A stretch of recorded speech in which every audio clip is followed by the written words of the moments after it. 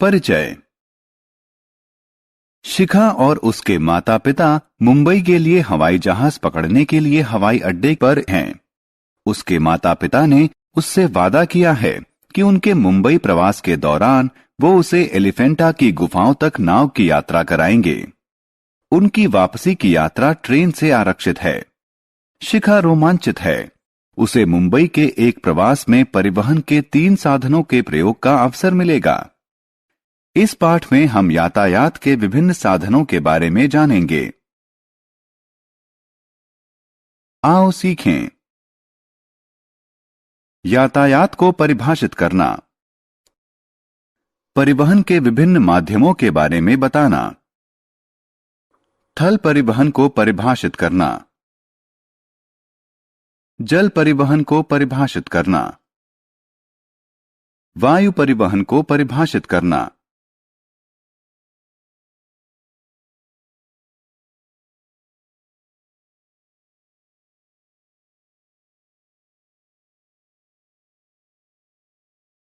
परिवहन वस्तुओं, व्यक्तियों और जंतुओं के एक स्थान से दूसरे स्थान तक के आवागमन को परिवहन कहते हैं। परिवहन दूरियों की बाधा को दूर करता है और विभिन्न स्थानों के बीच व्यापार को बढ़ावा देता है।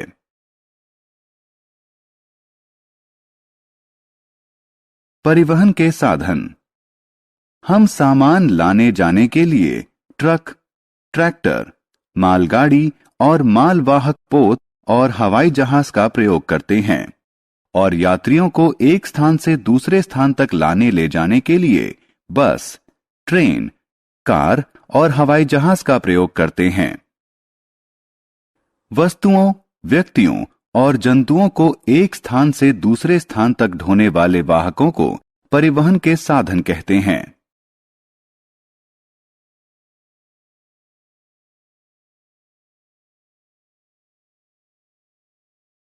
परिवहन के माध्यम।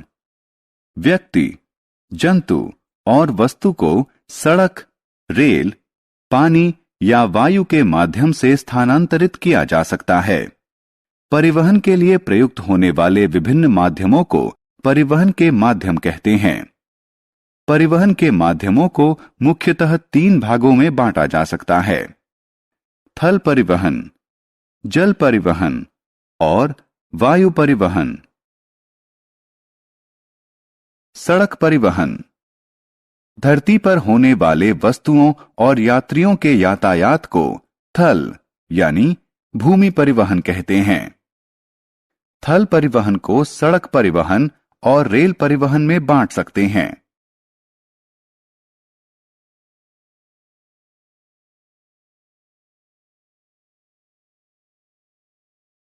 सड़क परिवहन।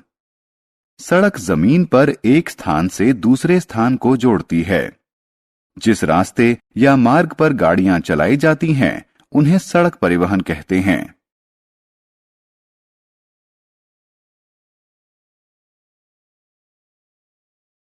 रेल परिवहन। ट्रेन की सहायता से रेल की पटरियों पर वस्तुओं और यात्रियों की होने वाली यात्रा को रेल परिवहन कहते हैं। जिस रास्ते या मार्ग पर ट्रेनें चलती हैं, उसे रेलवे कहते हैं।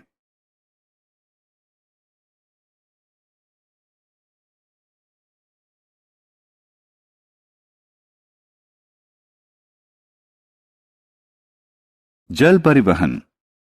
पानी में यात्रियों और सामान के यातायात को जल परिवहन कहते हैं। यात्रियों और सामान नाव और जलपोत की सहायता से देश के अंदर और देश के बाहर स्थानांतरित किए जाते हैं। वायु परिवहन। यात्रियों और सामान को हवाई जहाज और हेलीकॉप्टर के माध्यम से एक से दूसरे स्थान तक ले जाने को वायु परिवहन कहते हैं। प्राकृतिक आपदा जैसे भूकंप और बाढ़ के समय यात्रियों और सामान के परिवहन के लिए काफी उपयोगी होता है। यह परिवहन का तीव्रतम साधन है।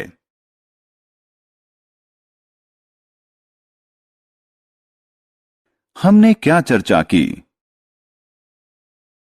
वस्तुओं, व्यक्तियों और जंतुओं के एक स्थान से दूसरे स्थान तक के आवागमन को परिवहन कहते हैं। वस्तुओं, व्यक्तियों और जंतुओं को एक स्थान से दूसरे स्थान तक ढोने वाले वाहकों को परिवहन के साधन कहते हैं।